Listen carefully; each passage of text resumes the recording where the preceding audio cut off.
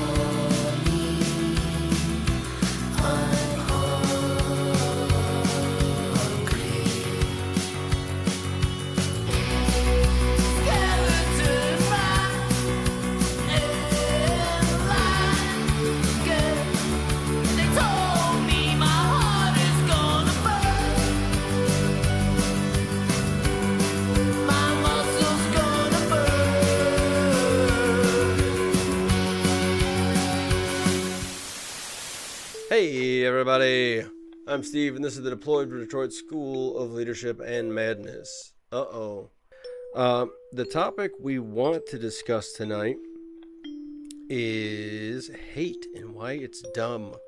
It's ineffective, it's not great. There's a ton of historical evidence there. So it's kind of odd that we should even have to have a discussion like this.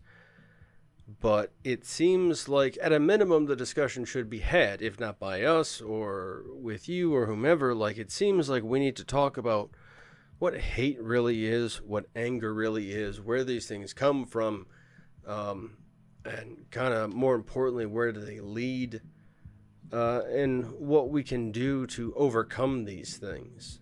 You already pretty much know this stuff. It's not a discovery of anything sort of grand. It's something we've discussed a number of times.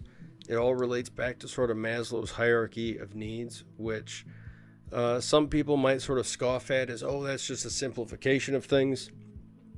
And yes, it kind of is. But the great thing about simplifications is that they can give us a place to start. It beats the shit out of, wandering in the darkness. So if we can all sort of establish some kind of frameworks for communication, we can talk to each other. We can figure out, why do we hate these people? Why are we so upset by them or these things? Or is it an object? Or what is it that has got you? I mean, realistically, the first and the worst place to start for hate, I think, is the dictionary. So let's slide over there. Merriam-Webster.com. So they say hate is an intense hostility and aversion, usually deriving from fear, anger, or sense of injury. Now that's pretty good. But if you're not 100%, if your vocabulary isn't all the way up there, this may be, tricky. Now, a more common one that I've seen displayed outside of the Webster's dictionary, which is why we use Webster, because at least it gets to that point, is an extreme dislike or disgust. And then down here it's saying a systematic and especially politically exploited expression of hatred. Now that's just dumb, right there. That doesn't mean anything. Holy fucking shit, you guys! That's just saying, I don't know. We'll get into why that's a little bit problematic. Especially as a noun. When they're expressing that this is never mind. So let's at least start with some better definitions for the word.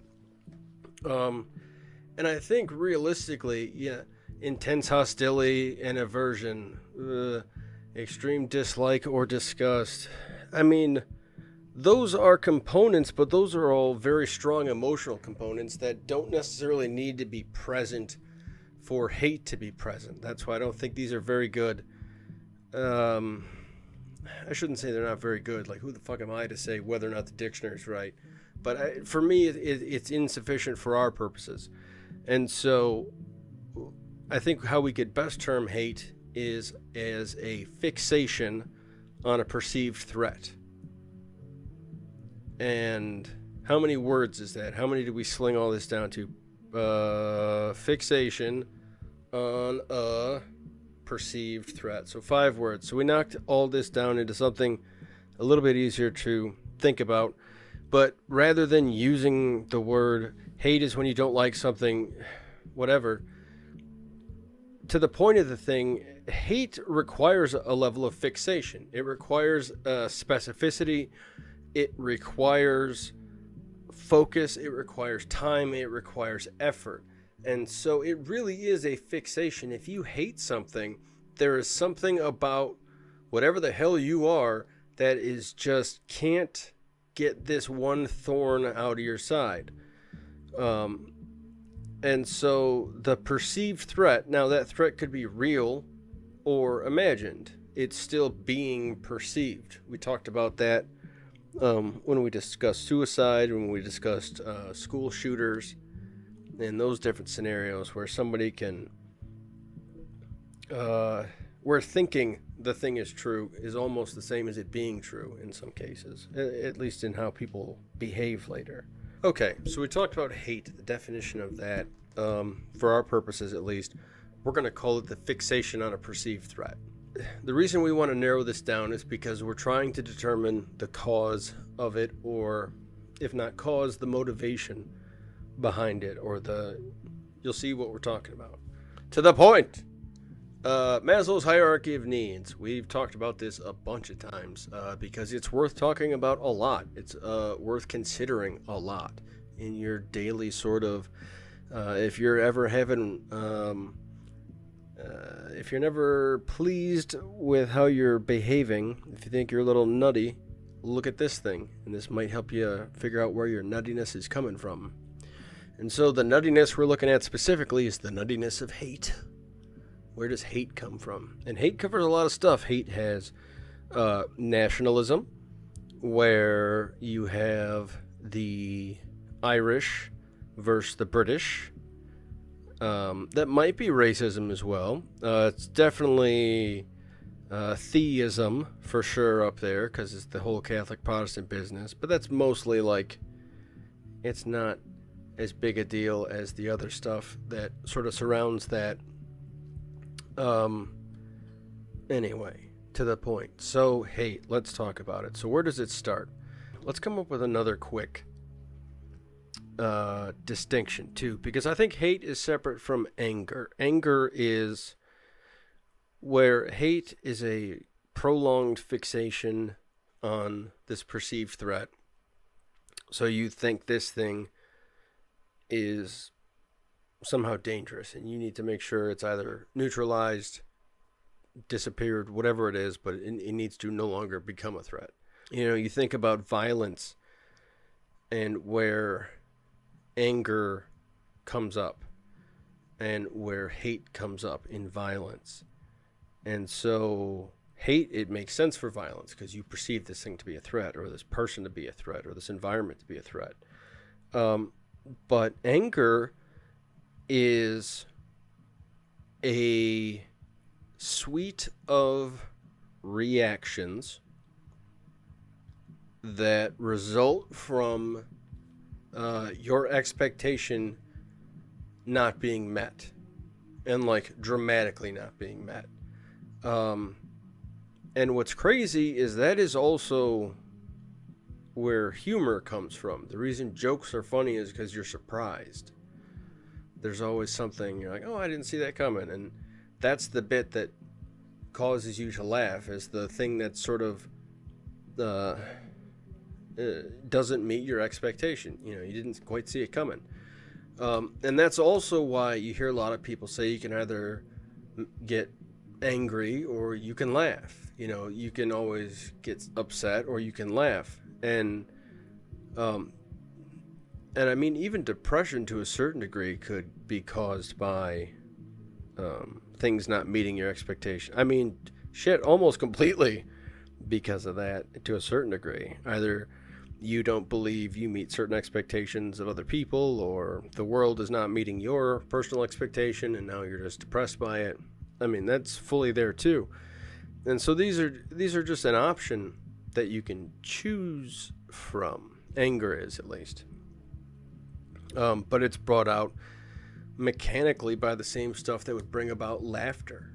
And then it really just kind of, your response is based on your conditioning and how well you can learn to just brush shit off your shoulder, which is a very difficult thing to do. So now we have a definition of anger is surprise. Anger is surprise and then aggression on top of it's an aggressive reaction to surprise. And so you've been surprised by something, a wheel got spun. Should I laugh at it? Should I cry about it? Or should I punch it? You picked punch, and that's where anger comes from. And so that's kind of how we work as people when surprises come. Imagine a surprise party. Who don't you throw surprise parties for, and why? Is it because they'll punch someone? Yeah, this is precisely what I'm talking about. This is where these things come from. And so hatred is bananas in so many other ways, because it's this fixation on this threat, and then this prolonged, sort of stretched out version of anger, where anger over time becomes something else, because you're not, it's no longer just that you're surprised that this thing didn't meet your expectation. You are now furious that it does not. You're now furious that it will not, that it cannot. Something about that is so anathema to you. And so it's, if you remember Plato's allegory of the cave, where this person lives, imagine if you just lived in a room and you just watched YouTube all day. And then,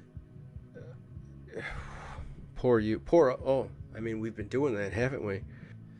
So if we start at the bottom, the physiological stuff is immediate threats to something that would stop the metabolism of the human body, something that is in the process of killing you, hurting you, damaging you.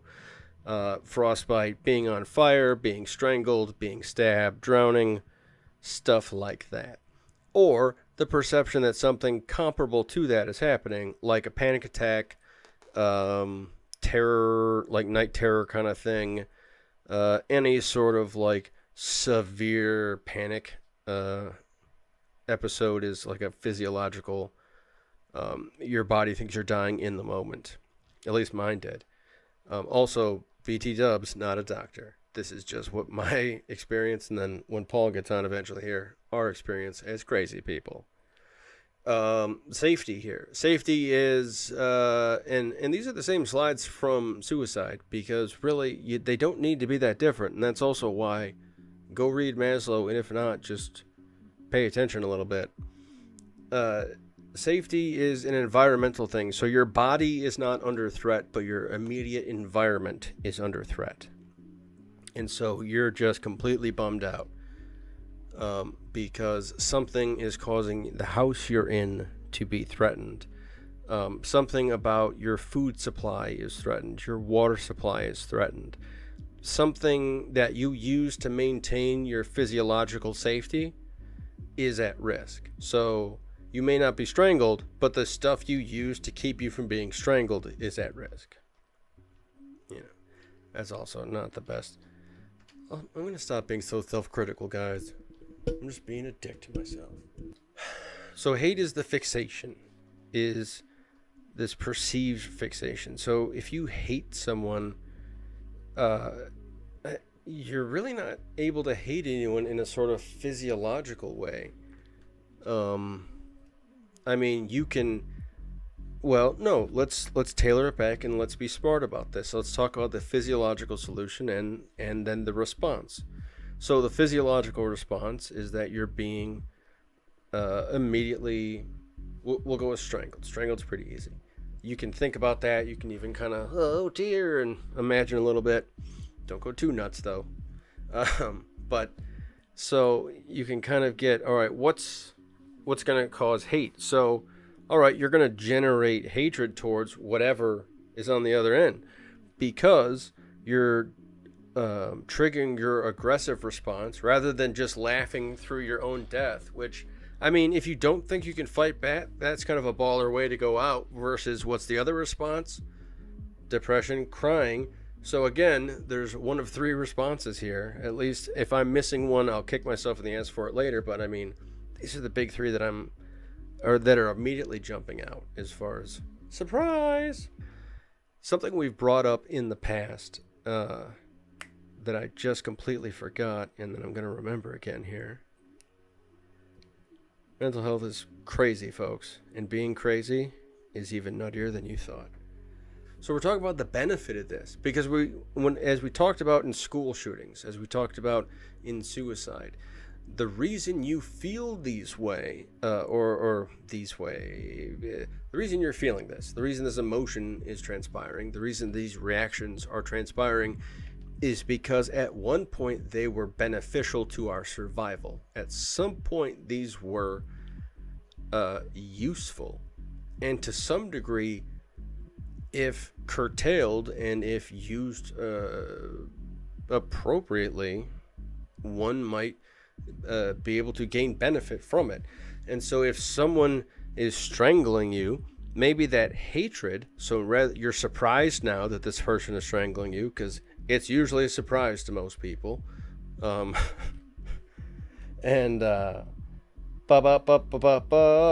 So now you kick in, and then this aggression, and that kicks in adrenaline, that kicks in all the other blood starts pumping, your heart starts moving, your muscles can get oxygen much faster, you can fight much quicker. And so a physiological response to hate in the moment is completely justified. And it's there so that you have enough go juice to get you out of that scenario, maybe. Now, the problem is all that primeval stuff is really difficult to wrangle if you're not trained. And that's where you'll see somebody who's being attacked turn around and just brutalize their attacker, cave their face in, just animalistic stuff, tearing and scratching and like, whoa, chimpanzees, calm it down. Because they're still utilizing that set of skills, that ancient set of like, hey, just in case you can't figure this one out, there's always scratching their eyes out. And you're like, thanks, Jeans. I can jump to a topic that is super uncomfortable for a lot of people and is real comfortable for me because it wasn't me. My granddaddy's granddaddy was a fella named Randall McCoy who was in the Confederate Army. And he didn't own any slaves, and he didn't fight for slavery for the most part. He didn't fight for his own slaves. He didn't own any. He was way too poor for that. What he fought for was, he wasn't for slavery, but he was against emancipation. And this is the problem that struck out, because people went through the South saying, well, if we get this emancipation business, and then we get all these black folks out of here, there's no fucking way they're gonna hire you, you Irish fucking hillbilly, you Scottish half-bred, you know. They went right in, because the thing about racism is hilarious, because ask like a real diehard racist about the different kinds of white people, and you'll realize that, like, oh, there's like weird nuance and depth to like how these people hate, and it's essentially just a not me thing. So everybody but me thing. And so the rich folks in the South went around and told all the poor folks in the South, which is outside of race, the real thing that pisses people off in America is poor people. And they're just bummed out by them, and they try to manage them like cattle, and maybe they'll get by and die off or something. That's the American, I don't know if that's the American dream, but that's how that shit works out, yo. And so they went around telling all these Southern families that, you know, as soon as these black folks get out, all the jobs are gone, but ain't no jobs, because we can hire these folks for a nickel. And, oh, actually, it wouldn't be a nickel, because that would be a shitload back then. So, like, you know, a nickel a month or so. I don't know old-timey currency, all right, folks? Anyway, racism, it's safety. That's what we're talking about. So, they take our jobs bit. They took our jobs! They took our jobs! They took our jobs! And if they weren't afraid of, oh, they'd take our jobs, then when the Civil War actually broke out, these people were knuckle deep in it. They didn't have a choice because they said, now that the war's going on, if we let these folks out, they're going to fucking straight up kill you because now you're in a gray uniform and you're done, bud.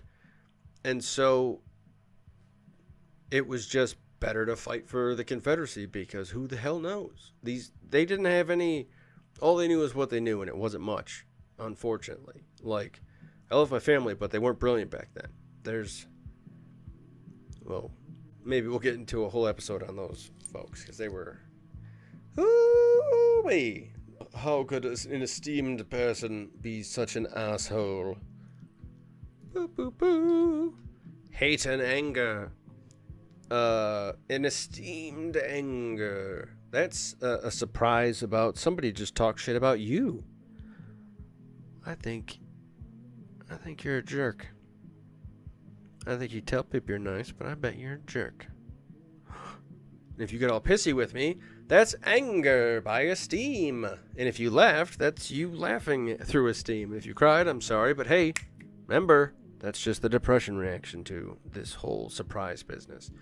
So that's the initial sort of, and then so if you perceive a threat here, it's a threat to yourself. And so these kind of people are, and again, like we talked about with killers and suicide and a lot of people, this esteem, people who go haywire here are, it's usually like a real dickhead move in most cases. And so a lot of times they have yet to develop esteem. And so what they'll do is they're like, well, my self-esteem's here. And when I call this other fella names, it goes up just a little bit. So I'll put that there. Okay. And so I'm just going to keep calling this guy names until I get there. Now I feel better. That's esteem. Anger, at least. Or it's the persistence of it. Where it's existing, it's all towards oneself. Or one's opinion of oneself. Or how much value you hold towards like, it's you, buddy. And so hate, it means that you are fixated on a perceived threat to something about you, not you. It's not your body. This isn't a physiological thing. This isn't a safety thing. This isn't a sniper's coming to get you. But you may hate people and think that they're sending snipers out to get you and have this whole big fucking highfalutin idea of things. If you're in this esteem level of thinking, because it's all ego, it's all me, baby. They're out to get me. This is where a lot of paranoia comes from, a lot of hate from, oh, you know why? We need to get those people? Because they run the fucking... They're in charge of the... We can't say it because we know who. You know who. That whole spectrum of things is people so up their own ass about who they are or who they wanted to be, and their anger comes from they expected such great things for themselves and fucking none of them happened, or a significant amount didn't, or something blew up in their face, but they just clung to that anger, and so they're in this persistent state, and they think that applying some kind of aggression towards it will somehow get rid of their whatever the hell they think is, a threat to them. And so in some cases, like, we can go back to racism. Like, how would somebody perceive an entire race to be a threat to them? Paranoid delusion. Just straight up. Hate and anger at the esteem level are not really rational. And if you kind of think back on it, they're also kind of juvenile.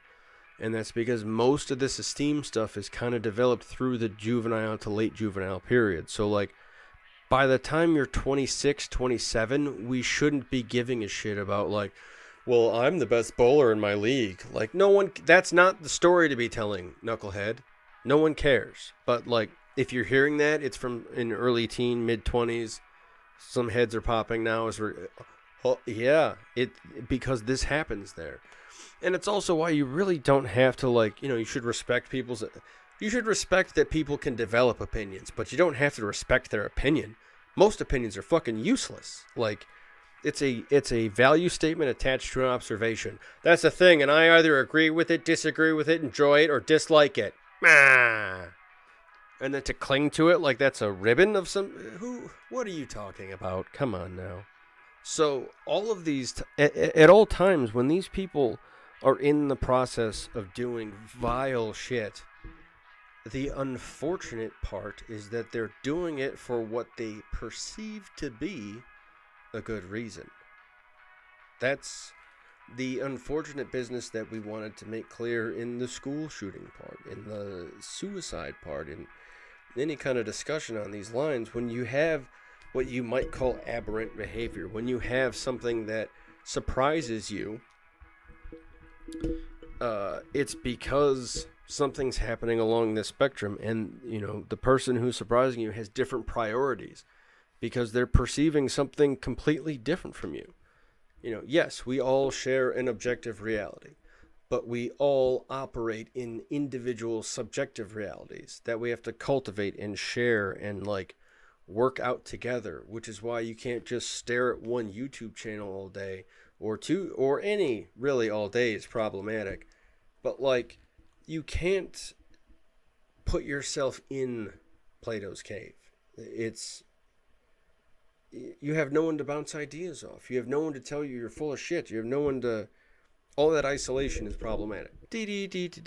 Now, if you guys could do us a favor, I appreciate having any and all of the viewers we get. We know that you don't have to watch this. We know that sometimes watching mental patients ramble through a PowerPoint presentation is exactly what it sounds like. We have a great time doing this and providing, whatever kind of service we can. So if you have any suggestions or comments for the show, you can send us an email at dfd.slm@deployedfromdetroit.com. We're on Facebook, we're on Instagram, we're on YouTube, we're on this, we're on that. I'm not great at social media. I don't like it. I'm not a fan. I used to be, and then it bummed me out. So we need your guys' help there too. We're not great at getting our own story out, which is unfortunate. We should be better champions of our own story, but we're not great at it. We're shut-ins. I talk too much. There's all kinds of problems involved, folks. So we could definitely use your help. So the whole subscribe, yada yada, but definitely share, or at least talk about it, or talk about, if not the show, the topics we talk about. At least get the conversations happening. Because like I said, it doesn't matter that we have these conversations. It just matters that these conversations occur. I know that might be weird, but it's very important that these things just float in the air. Because they just need to be out there for when someone needs to reach for it. And that's the benefit we have here. And that's the thing we can do. So, thank you very much. We love the fuck out of you guys. We really do. We couldn't do this without you. Just kidding. We totally could. But there wouldn't be any point. So, have a good time. Go do warrior stuff. Bye-bye.